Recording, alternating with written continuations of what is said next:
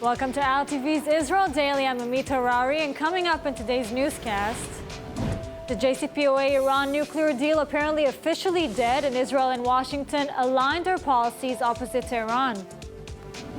Meanwhile, ILTV diving into the story of our new Minister of Strategic Affairs, Dermer. And finally, a 2,000-year-old pilgrimage route slowly revived for visitors in Jerusalem.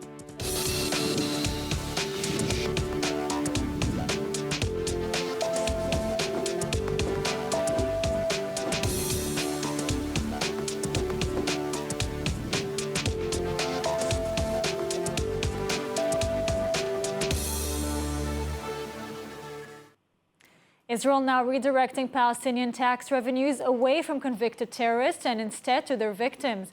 But responding briefly to Israel's new sanctions, U.S. State Department spokesperson Ned Price saying it will only increase tensions and push the parties further away from a negotiated two-state solution.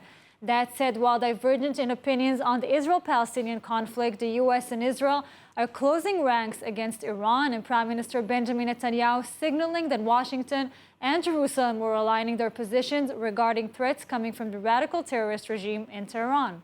More in this story by ILTV's Steve Leibovich. Speaking via video conference, Prime Minister Netanyahu told the AIPAC Israel lobby that the time had come to end the disconnect between Washington and Jerusalem on the Iran issue in all of its parts. The comment came after the State Department made clear that in its view the U.S. and Israel are on the same page regarding continuing efforts to prevent Iranian nuclearization. We continue to believe that diplomacy prevents the most attractive option, but we also agree with our Israeli partners that we shouldn't take anything off the table. We haven't taken anything off the table. And as we meet with our Israeli partners, one of the many issues we discuss is the various means by which we can see to it that Iran never acquires a nuclear weapon. Washington says the nuclear deal with Iran is dead. The Iranians killed the prospect for a swift return to compliance with the JCPOA. A return to compliance with the JCPOA isn't on the agenda. It's not on the agenda for primarily one reason. That's because the Iranians turned their back on it. The Iranians reneged on commitments they had made. The State Department says that even if Iran wanted back in the deal, their word cannot be trusted. Even if the Iranians did come back tomorrow, we have a track record here, unfortunately. A track record that suggests to us that the Iranian word isn't worth the, choose your metaphor. The issue of Iran will top the agenda when U.S. National Security Advisor Jake Sullivan comes to Jerusalem to meet Netanyahu in the coming days. U.S.-born Minister of Strategic Affairs Dermer is due in Washington for a series of meetings in the White House. The former ambassador to Washington is the first minister to visit since the new government took office. And as the closest confidant to Prime Minister Netanyahu, Dermer is tasked with the relation between Jerusalem and Washington. More on the American-born minister from ILTV, Steve Leibovich.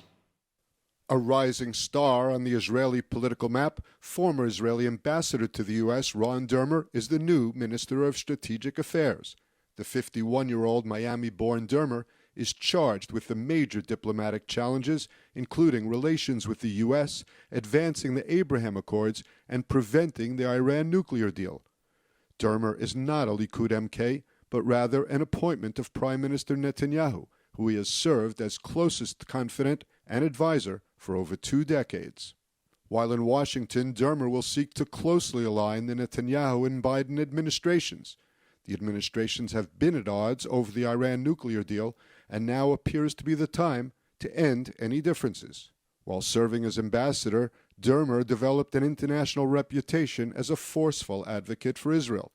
This descriptive comment by Dermer to Jordan Peterson 3 months ago gives a taste of Dermer's strategic thinking. If there is one thing, Jordan, that connects Obama, Trump, and Biden, and they don't want to be in the same sentence with one another on nearly anything, none of them are looking to send more American troops to the Middle East. So when you see these threats, that tiger and that leopard getting stronger, and the 800-pound gorilla has left, so they say there's a 200-pound gorilla with a kippah on called Israel. Let's work in closer cooperation with them. Dermer is a graduate of the prestigious Wharton School of the University of Pennsylvania and has an additional degree from Oxford University. He comes from a political household. Both his late father and brother served as mayor of Miami Beach. His first steps in Israeli politics were with Natan Sharansky in his party's successful Knesset campaign in 1996. Dermer co-authored a best-selling book with Sharansky called A Case for Democracy, The Power of Freedom to Overcome Tyranny and Terror. In the year 2000, Sharansky recommended Dermer to Netanyahu, who was planning his first political comeback. Dermer has been advising Netanyahu ever since.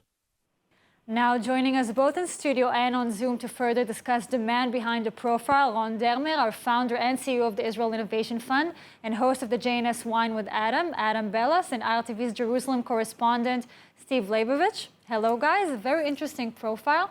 So, Adam, as the new Minister of Strategic Affairs, what's his mandate going to be? So I think it's very interesting that originally Netanyahu wanted to nominate him as foreign minister, and there was a lot of internal disagreement in the Likud about that. So I feel that placing him in the now reborn Ministry of Strategic Affairs is just another way to allow Ron to be able to continue the work that he's been doing really for the last decade with the Prime Minister. And Steve, it's interesting to understand what values does he go with? I mean, what is he guided by? Ron Dermer is, first of all, he's extremely well educated. He's worked with great mentors, including Natan Sharansky, and now for the last 20 years with Bibi Netanyahu. He's a great international level strategist. The Ministry of Strategic Affairs is literally made for somebody like him. He's not an elected Likud Knesset member. I don't think it would have been wise politically for him to suddenly become the foreign minister of the country, not having been elected. But to be strategic affairs minister, closely advising Netanyahu, I think he's perfect. And Adam, would actually him being so close to Netanyahu, is really the closest man to him, as we spoke about before. What is Netanyahu really expecting from him? Not only what he says that he's expecting from him, but what is he really expecting him to do, to act like? So one of the most interesting things about Ron is his relationship with the Prime Minister, because he's been the longest lasting confidant of the Prime Minister. I believe, from what I gleaned from my time with Mr. Dermer, is that they have a very respectful relationship with each other. And also, Ron is there to serve the Prime Minister and sees himself in the service of the Prime Minister of the State of Israel. So I feel that Bibi expects Ron to continue to be the excellent soundboard, probably, that he's been for the Prime Minister for the last 10, 20 years. I believe like their relationship restarted or started around the year 2000, like they said in the cast. I also think it's just very important to note that Ron has been in the Bibi circle for the last 20 years, like we stated earlier, and all of the major moves that have led Netanyahu to being the leader that he is and having the accomplishments that are behind him now have all been during the time that him and Ron have been working together. So I think it's very important when you're looking at the Netanyahu political machine to understand that Ron Dermer plays a very large role in that political machine. People joke that he's the mind of Bibi, and Ron will be the first one to say that the Prime Minister is much smarter than him, which I think is very funny. But one of the things, if you really study Bibi's speeches and you study Dermer himself, at least you get to a certain point where you start hearing Dermer when Bibi speaks and you start hearing Bibi when Dermer speaks. And I think that's a testament to how close they are. But still, you know, I mean, he's such an influential man in Bibi's life, but he's still a little bit behind the scenes, don't you think? I think that's the way that Ron wants it. I think that Ron, like I said earlier, sees himself in service to the Jewish people and to the State of Israel. And he has such a good, open relationship with the Prime Minister. And remember, they're both very educated men. You know, they discuss political philosophy together, they discuss history together, they create strategy together. Every single meeting that Bibi had with Obama, Ron was the only other person in every single one of those meetings. And I also think it's really important to note Ron's character when talking about Ron.